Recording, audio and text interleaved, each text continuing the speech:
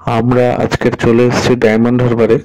Diamond হারবারে এখানে সবাই ট্রলারে করে যে মাছ ধরতে যায় মাঝ সমুদ্রে, সেখান থেকে আস্তে আস্তে একে একে সব ট্রলারগুলো ফিরেছে। তো এই বর্ষার মরশুমে ইলিশের সময়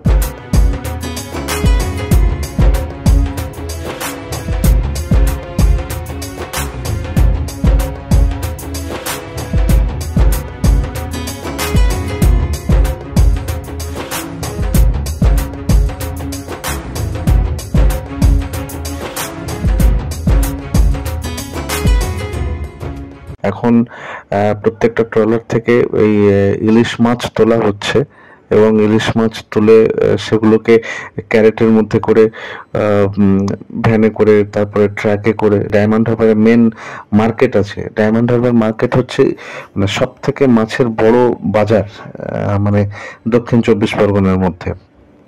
এই যে এখানে দেখুন বিভিন্ন ক্যারেটে সব ওই ইলিশ মৎস্যজীবী যারা ধরে এনেছে সেই সমস্ত ইলিশ মাছগুলো এখান থেকে ধরে নিয়ে যাওয়া হচ্ছে। প্রচুর পরিমাণে ইলিশ এসছে, প্রত্যেকটা ট্রলার থেকে ইলিশ মাছ তুলে খালি করে দেওয়া হচ্ছে।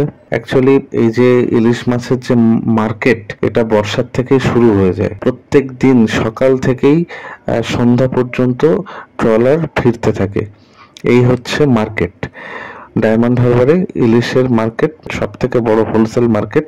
তবে যেহেতু এটা বর্ষার মরশুম, তো এখানে ইলিশ মাছই মানে এখন বেশি পাওয়া যাচ্ছে। ট্রলার থেকে সমস্ত ইলিশ ভ্যানে করে নিয়ে এসে বা গাড়িতে করে নিয়ে এসে এই আড়তে ঢালা হচ্ছে এবং এখান থেকে সমস্ত ইলিশ মাছগুলোকে বাছা হয় বিভিন্ন সাইজে, 500 গ্রাম বা 700 গ্রাম বা 1 কেজি 1.5 কেজি বিভিন্ন সাইজে এখান থেকে বাছা হয় এবং তারপরে সেখান থেকে সবাই আর কি যারা খুচরো ব্যবসায়ী তারা কিনে নেন।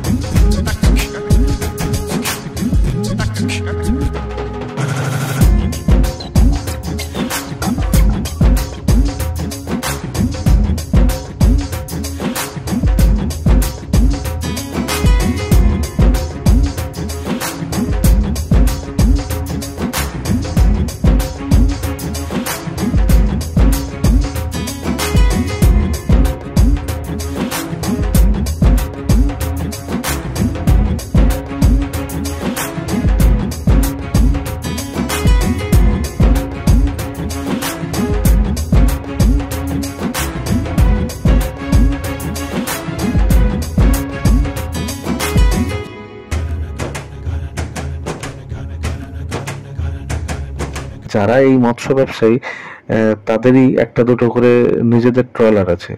মানে তারা হয় ট্রলারটাকে কিনে নেয় বা ট্রলারটাকে পুরো মরশুমের জন্য ভাড়া নিয়ে নেয়। এইভাবেই এখানে আর কি এই মাছের কারবারিটা চলে। ডায়মন্ড হারবার যে ব্যবসায়ী সমিতি আছে তাদের একাংশের দাবি এবছরে ইলিশের দাম তুলনামূলকভাবে একটু কম হবে। একই সাইজের প্রত্যেকটা আড়ত এবং প্রায় মানে শতাধিক আড়ত আছে এখানে। বহু মানুষ এখানে তাদের কর্মসংস্থান রুটি রুজি শুধুমাত্র এই মাছের আড়তে কাজ করে।